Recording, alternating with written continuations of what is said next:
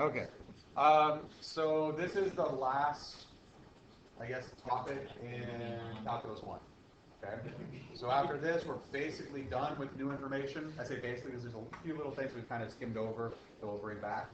But this is basically the last thing we're going to do.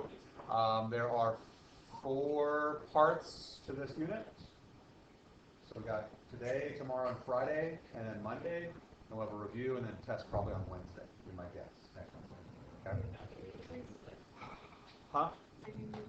Probably a quiz like on Friday over today and tomorrow's stuff or something. Maybe Monday. We'll see. Okay, so the idea with slope field. Well, first off, this unit is it's called differential equations, which sounds really fun. It's actually the name of a college course. But we've been working with differential equations since about October. The first time we ever took a derivative, we're actually working with a differential equation. A differential equation is just a really fancy way of saying an equation that has a derivative in it. Okay? So dy dx equals x. In other words, f prime of x equals x. That's a differential equation. Okay, Kevin? Okay. Now, the thing with differential equations is some of them are solvable. Meaning we can actually get an equation that if we take its derivative, we get to this differential equation. But not all of them are. In fact, a lot of the really interesting ones aren't. And the only way to come up with an answer or to solve that type of problem is using some kind of computer model and getting an estimate. All the ones we're going to work with are going to be basically solvable. And we'll start solving it tomorrow. Today we're going to look at what are called slope fields. And the idea here is if we're given the derivative of a relation. Okay, now a relation is just a way of saying it's a function without the requirement of passing the vertical line test. Okay, so it's a relationship between x and y or r and t or whatever. It's a relation. So it doesn't have to be a function. So it can be a sideways parabola or something. That's a relation, but not a function. So here we're talking about the derivatives of a relation. It's possible to get an idea of the shape of the graph of that relation, okay, without knowing what the relation is. So for example, let's suppose that y prime, which is the derivative, is equal to x minus y. Okay? So we know that the derivative of y is equal to x minus y. In other words, the derivative is dependent on both the x value and the y value at various points on the graph.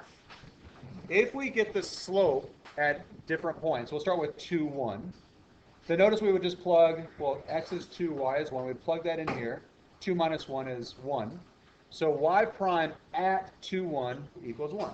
So the slope, if we go on our graph here, when we go to the point 2, 1, you'll see there's this slanted line right here, which has a slope of 1, that little dash. Okay? We make this slope field by repeating that process over and over and over with every single point. Okay? So basically the idea here is, you'll notice there's a whole lot of grids. We won't be working with this many. We'll be working at whole number intervals. So we get a general feel for how the function looks, or how the relation looks. So if we wanted to graph this relation, notice this y goes after x, a little misleading because it's not really, we're not talking about a function. We're talking about a relation. So it doesn't have to pass the vertical line test. Then, well, just looking at the general shape of the graph, there appears to be like a asymptote or something here, right?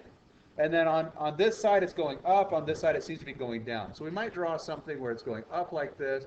There's this slant asymptote, and then it's going down. So it might be kind of what it looks like.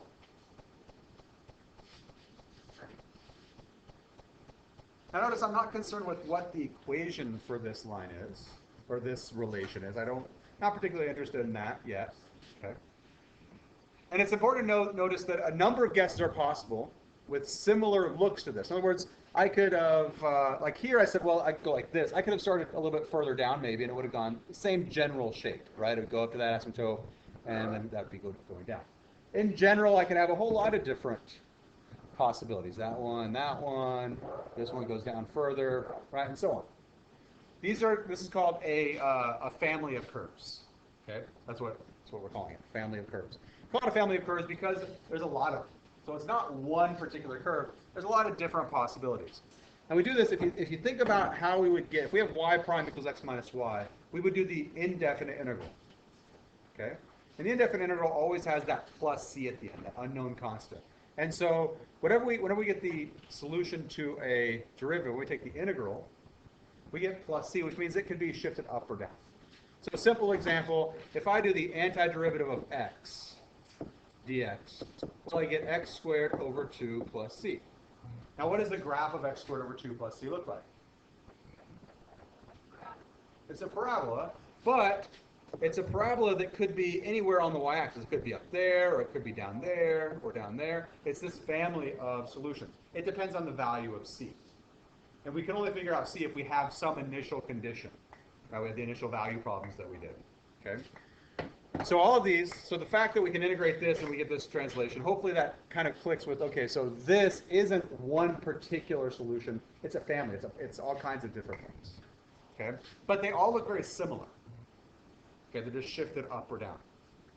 So let's do a couple of slope fields, get kind of a feel for it. They're really not that complicated. The idea here is the slope at different points is dependent on whatever this says. So this says the slope is equal to the x value. Okay? So start at the origin. What's the x value at the origin? Okay? So that means the slope at the origin is 0. And how do we draw a 0 slope? It's a horizontal line. So at the origin, I'm just going to put a little horizontal tick mark. Okay? Let's go 1 point to the right. So 1, 0. Okay, so 1, 0, the slope is dependent on the x value. The x value is 1, so the slope at that point is 1. So we draw a small mark that has a slope of approximately 1. How do I know it's a slope of about 1? Well, I kind of did rise over run in my head, and I just tried to make it close like that. Okay, next point is 2, 0. So the x value is 2, so the slope at this point is 2. And so I try to make it about twice as steep as that one. Again, I'm not super concerned with being really precise here, but I want to be as clean as I can. Okay. What about to the left? Well, here the x value is -1. The slope is the x value, so we have a slope of -1. And then finally, we have an x value of -2. The slope is the x value, so we have a slope of -2. Let's go up one row here. X value is 0. Okay. Well, and I kind of see a pattern on the y-axis. Is the x value always 0? Okay. So on the y-axis, I go and fill in all my horizontal lines. So I'm going to go into this first quadrant. So at 1, 1, the x value is 1. Okay. Got a slope of 1. At 1, 2, x value is 1, so I've got a slope of 1. In fact, in this whole column here, I'm going to have a slope of 1 because my x value is always 1. With the same kind of reasoning in mind, if I go to the next column, well, it's again only dependent on the x value, and the x value here is always 2. So I know the slope here will be 2 at all of these points because the x value is the same. And then following that same reasoning, I can go to the left side. X on this entire column is -1, so I must have a slope of -1 at all of these points. And then at the last column, I've got a slope of -2 at all these points.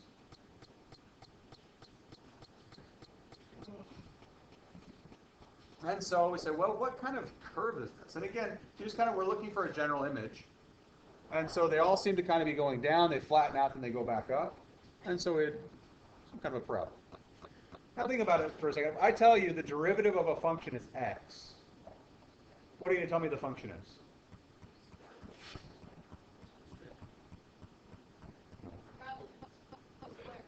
X squared. X squared over 2, or some form of x squared, right? A parabola. Okay. So the slope field fits with our solution to this differential equation. If we integrated this, we get this family of functions. But we wouldn't just get x squared over 2. We get x squared over 2 plus c. So that's why we have all these possibilities. It's any of these possibilities. Okay. Let's go to our next example. Okay. So same idea, but this time our slope is dependent on the y value. Okay, so at the origin, what's the y value? 0. And in fact, every place on the x-axis, right, going across, we'll get the same y value. We get 0, 0, 1, 0, so that's going to have a slope of 0 because our slope is the y value. 2, 0, well, that's still a slope of 0 because our slope is the y value. -1, 0, and -2, 0. Let's go up a row here. Well, at 0, 1, the y value is 1, so the slope must be 1. At 0, 2, the y value is 2, so the slope must be 2. Okay. At 0, negative 1, we've got a slope of negative 1 because the y value is negative 1. And at 0, negative 2, we have a slope of negative 2. Notice there's no particular right way to do them. You're just going point by point. If you notice a pattern, though, well, sometimes it's helpful to go, oh, okay. So, for example, on this first row, the y values are all the same. Right? No matter what, we get 1, 0, 1, 1, 1, 2, 1. So the slope here is going to be 1. Same reasoning, the next row, all the slopes must be 2.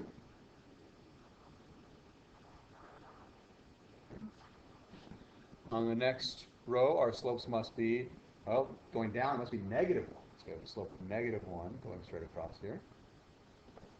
And we have a slope of negative 2.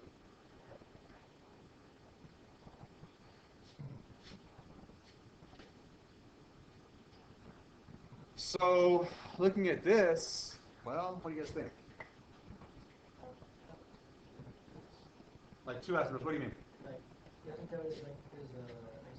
So there's like an x-axis asymptote, and then,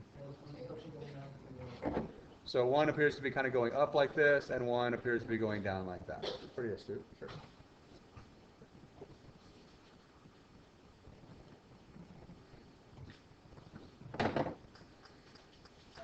In fact, if you pay really close attention, you may notice that, well, we'll look at it in a second on the calculator. Okay. So based on these 2 examples, there's a couple of observations that can be made. One, if the derivative is only dependent on the x, in other words, if we have y prime equals and it's only x's there, right, then that means your y's aren't relevant. So your x's will be changing your slope, but every column, the entire thing will be the same. So that was like the first example. If the y prime depends only on the y, again, the key here is only on, so only depends, but only depends on the y's are changing your slope, but your x's aren't. So all of your rows will be consistently the same. Okay. And that's just kind of a shortcut when you're doing this. If you're filling out a slope field and you go, oh, it's only on x, then you know that your y's don't matter. Okay. On here, there's a note. If you get time and you love playing with your computer, then download WinPlot from that. It's this exact website I downloaded earlier. It's pretty easy to use. Here's that slope field, like example 1. And so you can kind of play around with it. It's actually pretty useful. Some of the worksheets that I did earlier in the year, I used WinPlot to get some of the graphs from and stuff. So, your calculator will do this too, though. So everybody, turn on your calculator. Now, only the CAS will do this. The regular Inspires will not do differential equations. It's a limitation. It's just one of the limitations of not having a computer. Okay. So we want to use a graph. The slope field is a graph. Now, by default, your calculator defaults to the basic function, but you can actually put a lot of different things in your calculator. If you press Menu and then go to Graph Entry Edit, which is 3, there's a lot of things you can do. You can do regular functions, but you can also do a lot of different types of equations. You can do parametric equations, you can do polar, you can do scatter plot, sequences, and then what we're doing right now, which is differential equations. Okay. So, by the way, if you get one of these calculators, you can actually do all these conic sections as well. So, I don't know, college algebra, if you guys are doing conics or anything like that. Okay, well, there you go. So, if it comes up again. And I don't, are you allowed to use a calculator for the test and stuff? Yeah. Oh, probably make your life a lot easier. Okay. So, differential equations.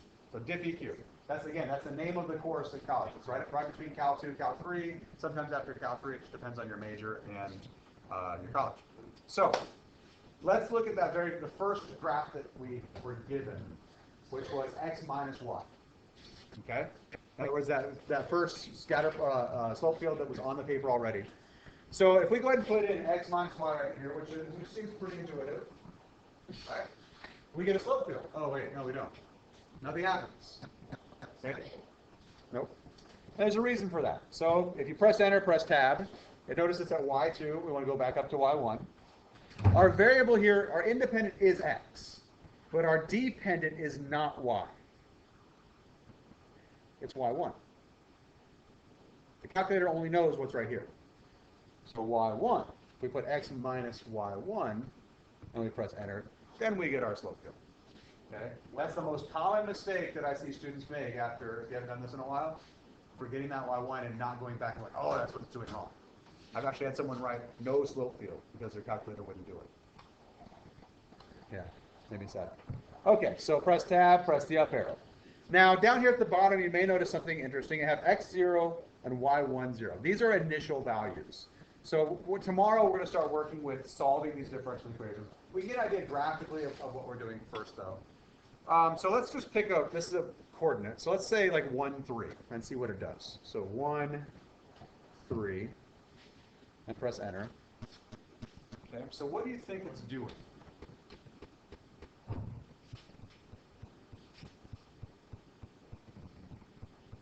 What do you think that thing represents?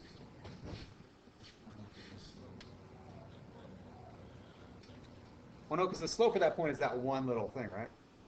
So this is the solution to this differential equation, the y prime equals x minus y, that goes through that point. This is what that graph looks like. If it goes to that point, this is what it'll look like. Okay? So this is called the particular solution. Let's look at the, press tab, up arrow. Let's change this to our second graph, the y equals x, and kind of see. And then make sure you delete your initial conditions. We don't want 1 and 3 in there. Okay, so we're going to graph that for the first example we did together, so we can check kind of our slope field. So make sure it just says y1 prime equals x. Now you may notice that on the y-axis it doesn't hit that, it doesn't show the horizontal, it just shows negative and then positive. But if it changes signs from negative to positive, right, then there's a good chance, well, it either goes vertical, meaning there's an asymptote, or it goes horizontal in between. Okay? And it's not super clear which one it is here, except that your slope appears to be decreasing, right? It's really steep, less steep, less steep, less steep. So following that pattern, it makes sense that it gets flat and then goes the opposite way, right? If, on the other hand, it was flat, steeper, steeper, steeper, then you might jump to the conclusion, the other conclusion. Now, again, going back to our initial condition, let's say I want the line through the origin. Well, notice we get our parabola. Okay. So this gives us, again, the specific solution or particular solution through a given point. So we can get the slope field, and then if we're kind of curious because some of these are kind of like, I don't know what that's going to look like. You can pick a point and have it draw it, or you can pick a couple of points and have them drawn, and just see kind of what that family looks like. This is our general solution. So let's do the last one, which was y prime, right? So y1 prime equals, now again, I can't just put y in. I have to put y1, okay? So we get our slope field, which we saw, and through 0, 0, we just have this horizontal line, okay? So that's not very interesting. Who cares? So let's pick a point up here and kind of see what it looks like. So let's do like 1, 1.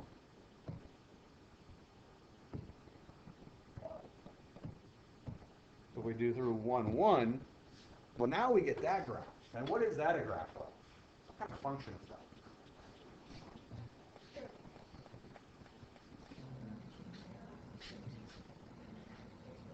It's exponential, right? So this is getting fast. It's getting big very, very fast. So somehow, the solution to dy dx equals y is e to the x, or some variant of it. In fact, we could do something like, if I change the graph type back to function, I can actually graph e to the x on top of this.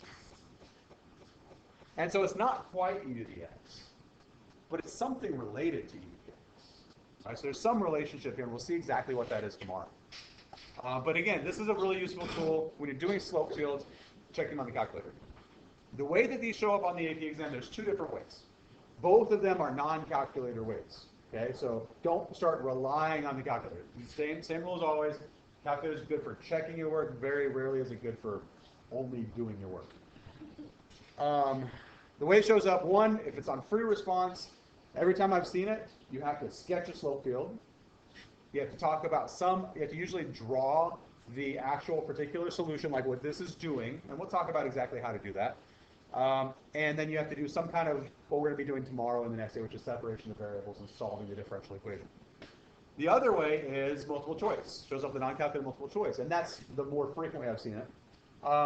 And that is, here's a slope field. Which of these could be the differential equation? Or here's a differential equation. Which of these is the slope field? That's really the only way that I've seen it asked on the exam. So not super complex. We're not going to spend a whole lot of time on it, but it's definitely worthwhile practicing. Okay. So take a look at the next example, or assignment number 1. I'm going to do number 1 with you. And then I think this will give you a really good feel for kind of how to do it. Because again, it's not super complex. So the idea here is, this is about the size of the grid that we always have. It's not very big because it just gets tedious. Okay, now I'm not saying in college you won't have a 10 by 10, no promises, but gets very tedious. So this says the derivative equals negative x over y. In other words, the slope at any given point is negative x divided by y. Okay? So let's think about the origin. Okay, at the origin, what is negative x divided by y? Second? Well, let's hear it. The origin x is 0 and y is 0. So we have negative 0 divided by 0. And what is 0 divided by 0? Well, a number divided by itself is 1, but you can't divide by 0, you get undefined. So we have two different fields, two different thoughts. So this is indeterminate form. We don't know. It has no particular meaning, okay? So we don't put anything, okay? And we'll contrast that with undefined. So let's go to 1, 0. So when x is 1 and y is 0, well, we get negative 1 divided by 0, which is undefined. And we represent undefined with a vertical tick mark. So that's the difference between undefined versus indeterminate. Undefined, we actually put a little vertical line. Indeterminate, we don't do anything. Okay? What about at 2, 0? It's also undefined. What about at negative 1, 0? And at negative 2, 0? Okay, so again, once I recognize I've got a little bit of a pattern, then I go ahead and fill out the rest of that pattern. Okay? What about on the y-axis? Do we have a similar pattern? Well, let's see here. 1, if we go to 0, 1, well, 0 divided by 1 is 0. So we have a horizontal line. 0, 2, that'd be 0. 0, 3, I'm sorry, 0, negative 1 is 0, and then 0, negative 2 is 0. Okay. All right, the point 1, 1. Okay, so when x is 1 and y is 1, we get negative 1 over 1, which would just be negative 1. So we have a slope of negative 1. 1, 2. So we have negative 1 over 2, so that's negative 1/2. So we have a slope that's less steep, but still negative. So it's it's flattening out a little bit. And again, not super concerned with rise over run exactly, but in comparison, I should see less steep. 2, 1. Well, we get negative 2 over 1, so that's a slope of negative 2. So I want that to be more steep. And then negative 2 over 2, that's the same slope as negative 1, so I want those to be about the same. 1, negative 1. All right, so I have negative 1 divided by negative 1. Well, that's positive 1. 1, negative 2. So that's negative 1 divided by negative 2, so that's positive 1/2. So positive but less steep. 2, negative 1. So negative 2 divided by negative 1 is positive 2. And then 2, negative 2 will give us positive 1.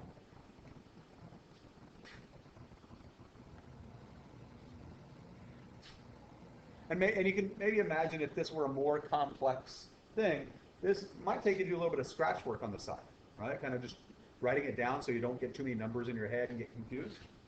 So don't freak out when you have to do a little bit of extra work on the side. It's absolutely normal. Okay, let's see here. Negative 1, 1. Right? So we have negative, negative 1, which is positive 1, divided by 1, we have positive 1. Okay? Negative 1, 2. So that's negative, negative 1, so that's 1 divided by 2, so 1/2. Okay? Negative 1, negative 1. All right, so going down to here, I got negative, negative 1, so that's 1 divided by negative 1, so that's negative 1. And then negative 1, 2 is negative 1/2. Okay? Negative 2, 1. So negative, negative 2 divided by 1 gives me positive 2. Negative, negative 2 divided by 2 gives me positive 1. Negative negative 2 divided by negative 1 gives me negative 2. And negative 2 divided by negative 2 gives me positive, or negative 1. So, what shape do we see here?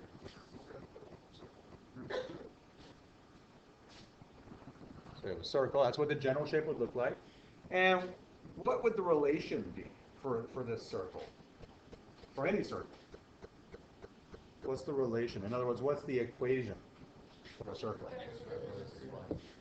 So x squared plus y squared equals r squared.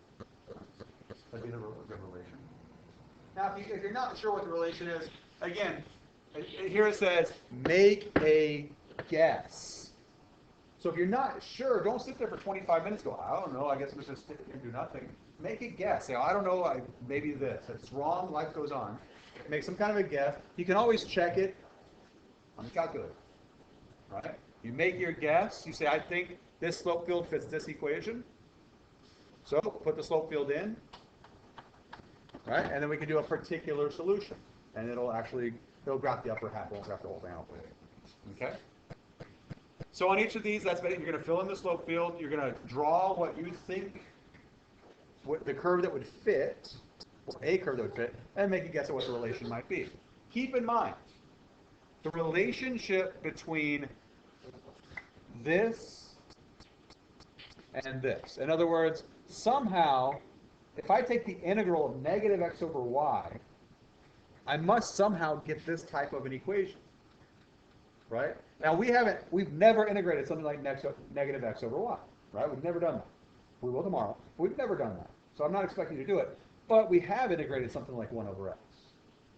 And so whenever you guess at your function, there's definitely a relationship between this slope field, what the graph should look like, and the integral of the derivative. There's a direct connection right there that you should really try to make as you're working through it. Okay?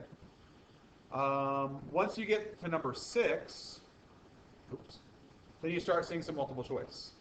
Now, number 6, there's more than one right answer, so choose all the appropriate answers. Number 7 through 10, you're matching. And use what you know. Again, think about the relationship between dy dx and the graph, the slope field you're looking at. That'll help a lot. So you're just matching, and then you're justifying kind of what made you choose. So if you say number 8 is B, you're going to say B, and you're going to give some kind of in words, explanation of what you think. And then number 11, again, there's more than one answer. Okay, so choose all the appropriate ones. Okay.